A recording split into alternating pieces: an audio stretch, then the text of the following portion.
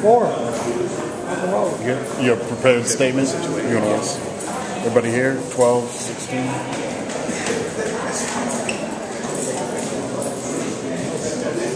right, just let me know when you're ready. I'm ready. Yeah, go. Thank you. First of all, we would like to thank the family of James Craig Anderson for their patience and courage to work with our office throughout these proceedings. Their patience and cooperation has certainly been invaluable. We will continue to offer our prayers and condolences to the Anderson family.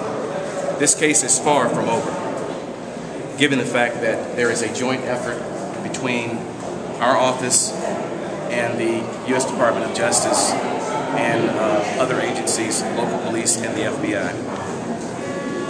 This adjudication of guilty on the murder charge and the enhanced penalty under our state crimes statute is the first successful conviction in the state of Mississippi. Deryl Dedmon will spend the rest of his life in prison. All of you have had questions regarding the arrest and prosecution of others involved in this crime. Again, this guilty adjudication of Deryl Dedmon is just the beginning of many things to come in the very near future.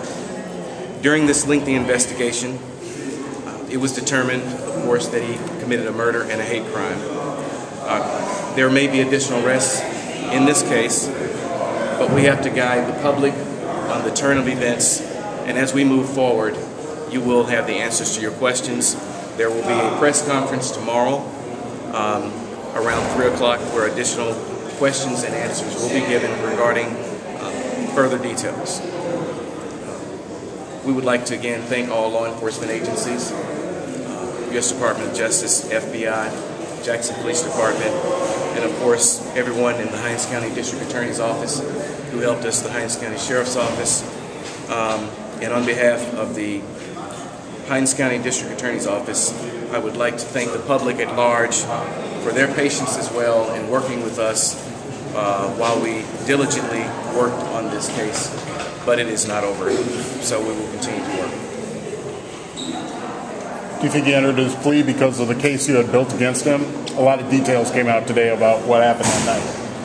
Well, obviously, the strength of the case was very apparent in court as the facts were read, and we felt good about this case from day one. And we'll continue to work diligently and bring justice to this matter.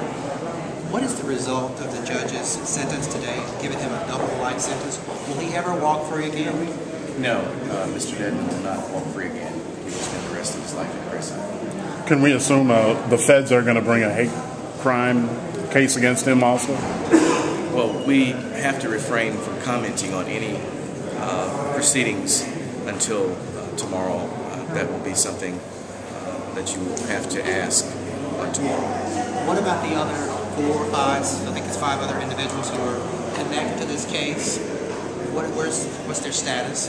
Well, as I mentioned earlier, this guilty plea is just the beginning.